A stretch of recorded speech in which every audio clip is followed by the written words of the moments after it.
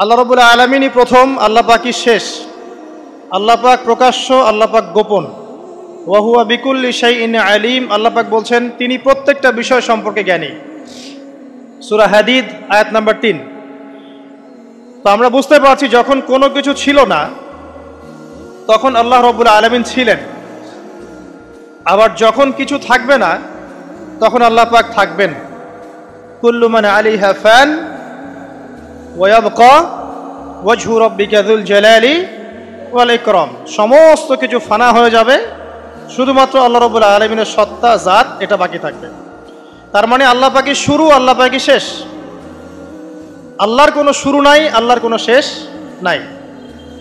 এখন কেউ যদি প্রশ্ন করে যে আল্লাহ সব কিছু সৃষ্টি করেছেন, তাহলে আল্লাহকে কে সৃষ্টি করলো, নাউজুবিল্লাহ। তো তখন আমরা বলবো যদি কেউ আল্লাহকে সৃষ্টি করতো তাহলে তো সেই সৃষ্টিকর্তা হয়ে যেত, তাই নয় কি? এইভাবে এক এক করে যদি আমরা পিছনের দিকে যেতে থাকি তাহলে একটা পর্যায়ে গিয়ে তো আমাদেরকে থামতে হবে। তো আমরা যেখানে গিয়ে থামছেন সেটাই হচ্ছে আল্লাহ রাব্বুল আলামিন। আল্লাহ পাকের আগে কিছুই ছিল না, বরং অতীত, বর্তমান, ভবিষ্যৎ এটা সময়ের মধ্যে আছে, যে সময়ের মধ্যে আমরা বাস করছি। আল্লাহ রাব্বুল আলামিনের কাছে এরকম অতীত, বর্তমান, ভবিষ্যৎ কিছু নাই। আল্লাহ রাব্বুল আলামিন একা ছিলেন, তখন কিছুই ছিল না। আবার যখন সবকিছু ধ্বংস হয়ে যাবে আল্লাহ পাক একাই থাকবেন, আর কিছু থাকবে না। এখন আল্লাহ পাক সর্বপ্রথম সৃষ্টি করলেন আরশে আজিম। কি সৃষ্টি করলেন? এবং আরশটা পানির উপরে ছিল। কিসের উপরে? পানির উপরে। এরপরে আল্লাহ রাব্বুল আলামিন সৃষ্টি করেছেন কলম। আল্লাহ পাকের কাছে লাউহে মাহফুজ আছে। লাউহে মাহফুজ মানে সুরক্ষিত একটা ফলক। এখানে আল্লাহ পাক কলমকে বললেন লিখো। কলম বলল যে মাযা আকতুব, আমি কি লিখবো হে আল্লাহ? আল্লাহ পাক বললেন কিয়ামত পর্যন্ত যা যা হবে, শেষ দিন পর্যন্ত যা কিছু ঘটবে লিখে ফেলো।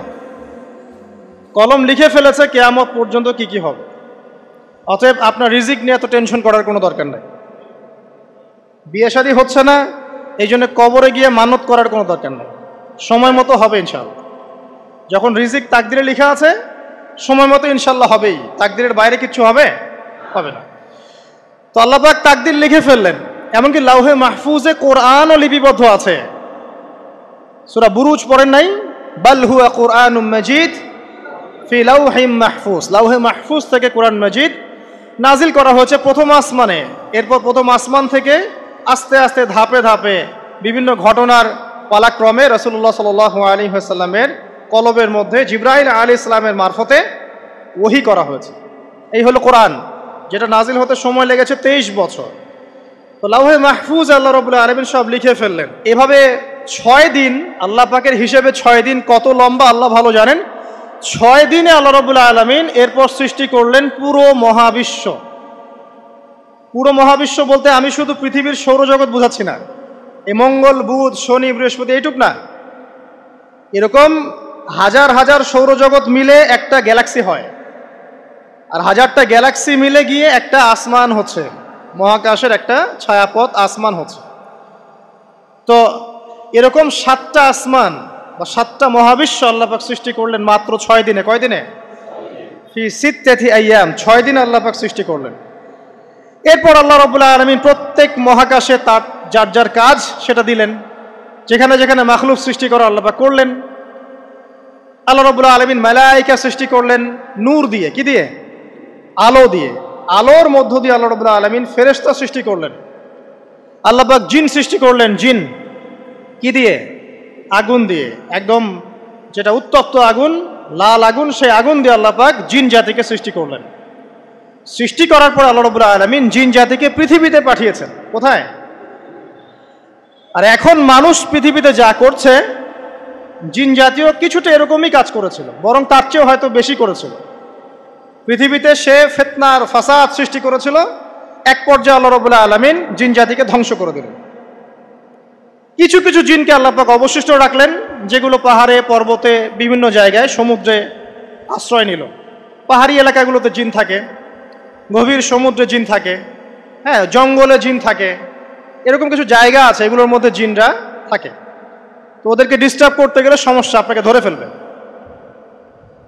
আর যদি প্রতিদিন সকাল সন্ধ্যার জিকির আজগার ঠিকঠাক মতো না করেন, কোরআন তেলাওয়াত ঠিকঠাক মতো না করেন, নামাজি না হন আর পবিত্র না থাকেন, তাহলে জিন ধরার সম্ভাবনা বেশি। আর আমার মনে হয় এখনকার যে মেয়েগুলো রাস্তাঘাটে ঘোরাফেরা করে, এদের বেশিরভাগই জিন ধরা। কারণ আছে, এমনি এমনি বলি নাই। এটা আপনাকে বুঝতে হলে আল্লাহ এবং তার রাসূলের চোখ দিয়ে দেখতে হবে। তো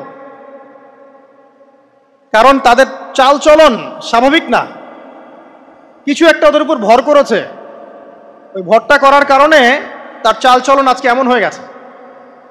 এবং বহু মেয়ের ঘটনা এমন শোনা যায় যে সরাসরি তারা জিন দ্বারা ইফেক্টেড হয়। দেখেন না, রুকিয়া করতে হয়, শরঈভাবে রুকিয়া করতে হয়। তো খেয়াল রাখবেন, সকাল সন্ধ্যার জিকির আজগার ঠিক রাখবেন, কোরআন তেলাওয়াতটা ঠিক রাখবেন, নামাজি হবেন, পাক পবিত্র থাকবেন, জিন আপনাকে কোনো ক্ষতি করতে পারবেন না ইনশাআল্লাহ। জিনরা কিন্তু রাসূল সাল্লাল্লাহু আলাইহি ওয়াসাল্লামেরও ক্ষতি করার চেষ্টা করেছিল। আল্লাহ রাসূল সাল্লাল্লাহু আলাইহি ওয়াসাল্লাম ওটাকে ধরেছিলেন, ধরে মসজিদের খুঁটির সাথে বেঁধে রেখেছেন। নামাজের মধ্যে জিন আমাদের নবীকে ডিস্টার্ব করেছিল, আল্লাহ রাসূল ওই জিনকে ধরেছেন, ধরে খুঁটির সাথে বেঁধে রেখেছেন। তারপরে তার মনে পড়লো সুলাইমান আলাইহিস সালামের কথা। সুলাইমান আলাইহিস সালাম বলেছিল আল্লাহকে, আল্লাহ আমাকে যে ক্ষমতা তুমি দিয়েছো, আমার পরে কাউকে এই ক্ষমতা আর দিও না। আর সুলাইমান আলাইহিস সালামকে আল্লাহ পাক জিন জাতিকে অনুগত করে দিয়েছিলেন। সুলাইমান আলাইহিস সালামের নির্দেশে জিন জাতি বিভিন্ন কাজ করত, এমনকি সমুদ্রের মধ্যে ডুবুরির কাজও করত, সমুদ্রের ভিতর থেকে রত্ন বের করে নিয়ে আসতো। এগুলো কিন্তু অলিক রূপকথা নয়, সত্য ঘটনা। তখন নবী সাল্লাল্লাহু আলাইহি ওয়াসাল্লাম বললেন যে আমার ভাই সুলাইমানের কথা আমার মনে পড়ে গেল, তাই আমি জিনটাকে ছেড়ে দিলাম। তো আল্লাহ পাক জিন জাতিকে সৃষ্টি করে এই পৃথিবীতে পাঠানোর পর তারা এরকম ফিতনা এবং ফাসাদ সৃষ্টি করার পরে আল্লাহ পাক ওদেরকে ধ্বংস করে দেয়।